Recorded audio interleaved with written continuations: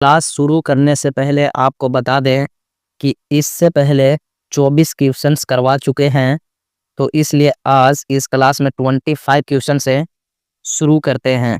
अगर आप वो क्लास नहीं देखे हैं तो आप प्लेलिस्ट में जाकर देख सकते हैं।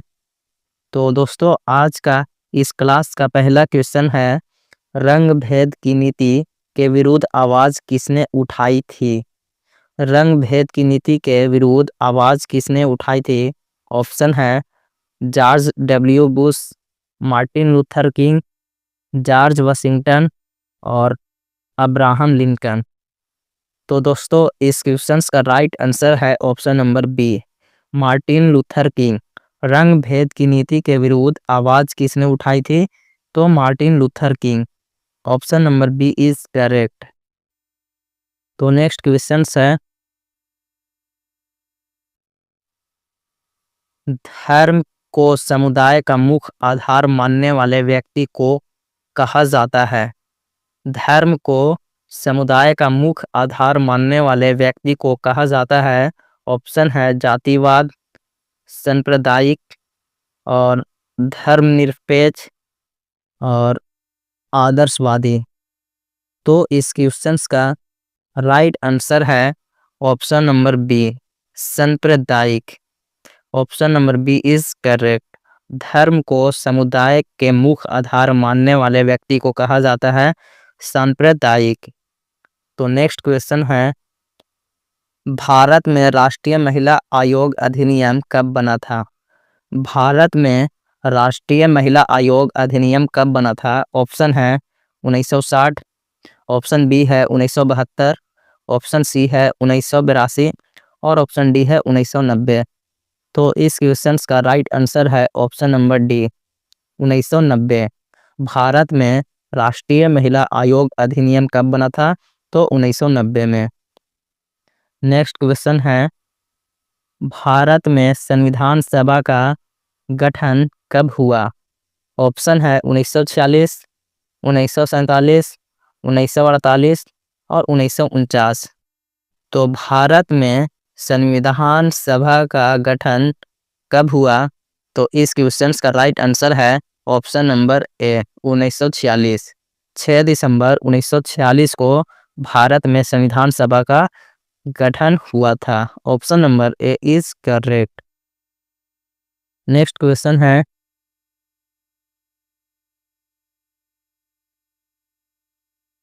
तेलंगाना राज्य का गठन कब हुआ था?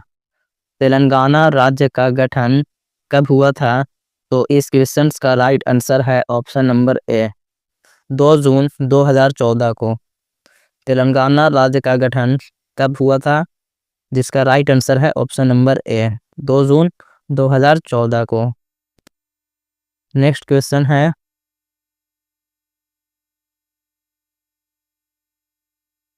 चिपको आंदोलन की शुरुआत किस राज्य से हुई?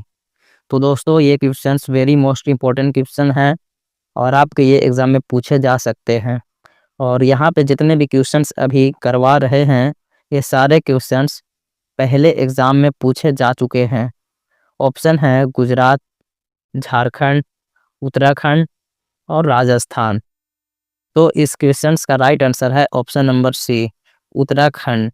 चिपको आंदोलन की शुरुआत किस राज्य से हुई? तो उत्तराखंड से। Option number C is correct. Next question है, लोकतंत्र का प्राण किसे कहा जाता है? लोकतंत्र का प्राण किसे कहा जाता है? ऑप्शन है राजनीतिक दल, सामाजिक दल, धार्मिक दल और नागरिक संगठन। तो दोस्तों, इस क्वेश्चन का राइट आंसर है ऑप्शन नंबर ए, राजनीतिक दल। लोकतंत्र का प्राण किसे कहा जाता है? तो राजनीतिक दल को। Option number A is correct. Next question है,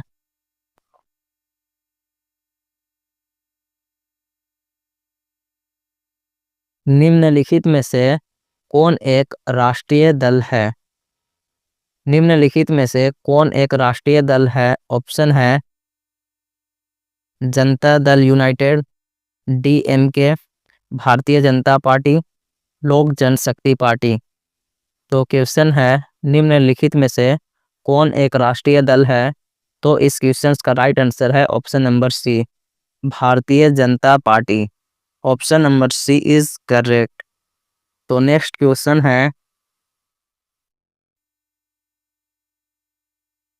भारत में लोकतंत्र की क्या चुनौती है? भारत में लोकतंत्र की क्या चुनौती है? ऑप्शन है जातिवाद, आतंकवाद, परिवारवाद और इनमें सभी। भारत में लोकतंत्र की क्या चुनौती है?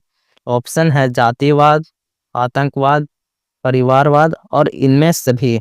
तो दोस्तों इस क्वेश्चन का राइट आंसर है ऑप्शन नंबर डी, इनमें सभी। ये सभी लोकतंत्र के लिए चुनौती हैं। Option number D is correct. Next question है, किसने कहा लोकतंत्र जनता का जनता के द्वारा तथा जनता के लिए शासन है? क्वेश्चन है, किसने कहा लोकतंत्र जनता का जनता के द्वारा तथा जनता के लिए शासन है? ऑप्शन है अरस्तु, रूसो, अब्राहम लिंकन और ग्रीन। तो दोस्तों इस क्वेश्चन का राइट आंसर है option number C, Abraham Lincoln. और ये क्वेश्चन वेरी इंपॉर्टेंट क्वेश्चन है, तो आप इसे एक बार स्क्रीनशॉट ले लीजिए या याद कर लीजिए। नेक्स्ट क्वेश्चन है, निम्नांकित में कौन सा कदम लोकतांत्रिक सुधार का सूचक है?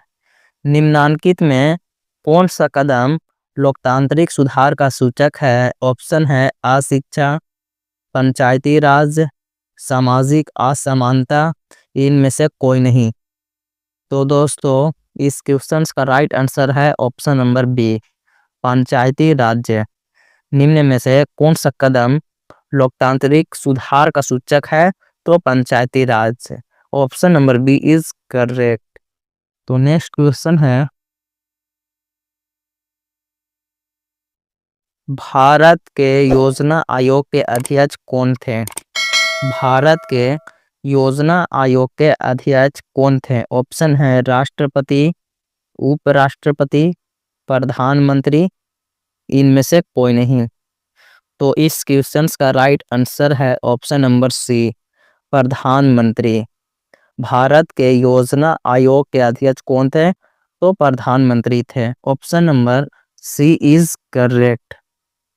नेक्स्ट क्वेश्चन है, भारत में प्रथम पंचवर्षीय योजना की शुरुआत कब हुई? भारत में प्रथम पंचवर्षीय योजना की शुरुआत कब हुई? ऑप्शन है 1950, 1951, 1952 और 1953। तो इस क्वेश्चन का राइट आंसर है ऑप्शन नंबर बी, 1951 से 1956। भारत में प्रथम पंचवर्षीय योजना की शुरुआत कब हुई? तो 1951 में। Option number B is correct. तो नेक्स्ट क्वेश्चन है, बिहार में किस जिले की प्रति व्यक्ति आय सबसे कम है? यह भी इम्पोर्टेंट क्वेश्चन है, याद कर लीजिएगा। बिहार में किस जिले का प्रति व्यक्ति आय सबसे कम है? ऑप्शन है मुजफ्फरपुर, दरभंगा, गया और शिवहर। तो बिहार में किस जिले की प्रति व्यक्ति आय सबसे कम है?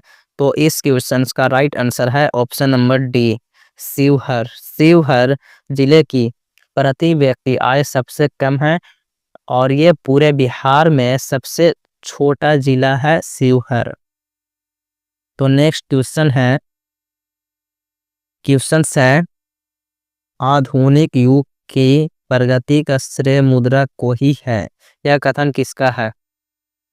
आधुनिक युग की प्रगति का श्रेय मुद्रा को ही है, यह कथन किसका है? ऑप्शन है ट्रेस्कॉट, मार्शल, क्राउथर, इनमें से कोई नहीं।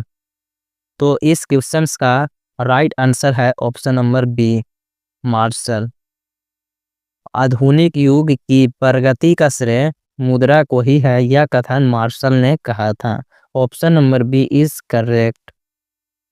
नेक्स्ट क्वेश्चन है, बांग्लादेश की मुद्रा का नाम क्या है? तो दोस्तों आप ये कमेंट करके बताइए कि बांग्लादेश की मुद्रा का नाम क्या है। ऑप्शन है दिनार, रुपया, यूरो या टाका। इस क्वेश्चन का राइट आंसर आप कमेंट कीजिए। नेक्स्ट क्वेश्चन है, भारत में सहकारिता आंदोलन का प्रारंभ कब हुआ? भारत में सहकारिता का आंदोलन का प्रारंभ कब हुआ? ऑप्शन है 1900, 1902, 1904 और 1905। तो इस क्वेश्चन का राइट आंसर है ऑप्शन नंबर सी, 1904। भारत में सहकारिता का आंदोलन का प्रारंभ कब हुआ? तो 1904 ईस्वी को। नेक्स्ट क्वेश्चन है, भारत में कितने राष्ट्रीयकृत बैंक है? भारत में कितने राष्ट्रीयकृत बैंक है? ऑप्शन है 15, 19, 21 या 25। तो दोस्तों इस क्वेश्चन का राइट आंसर है ऑप्शन नंबर बी, 19। भारत में कितने राष्ट्रीयकृत बैंक है? तो 19 है।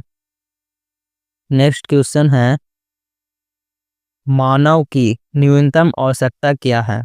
मानव की न्यूनतम आवश्यकता क्या है? ऑप्शन है रोटी, कपड़ा और मकान। ऑप्शन बी है रोटी, फल और सब्जी। ऑप्शन सी है कपड़ा, रोटी और सब्जी। और ऑप्शन डी है तेल। तो दोस्तों मानव मतलब आदमी, इंसान, एक आदमी की न्यूनतम आवश्यकता क्या है? तो इसका राइट आंसर है ऑप्शन नंबर ए, रोटी, कपड़ा और मकान। ये न्यूनतम आवश्यकता है हर मानव की। Option number A is correct. Next question है,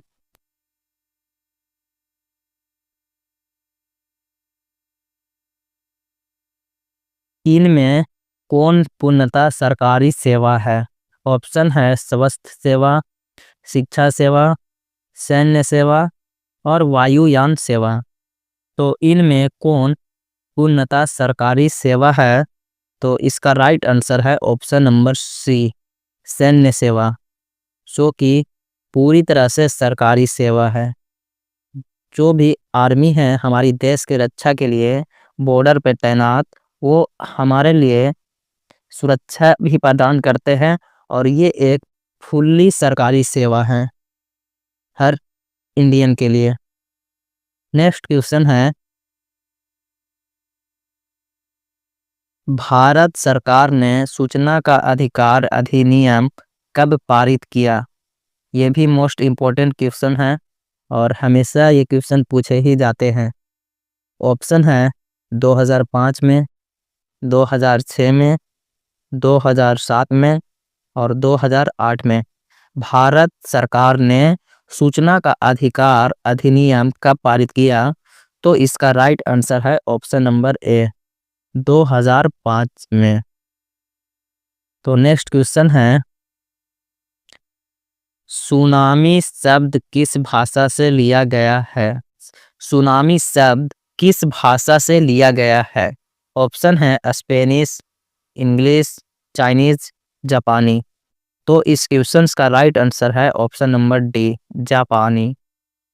सुनामी शब्द जापानी भाषा से लिया गया है। Option number D is correct. Next question है,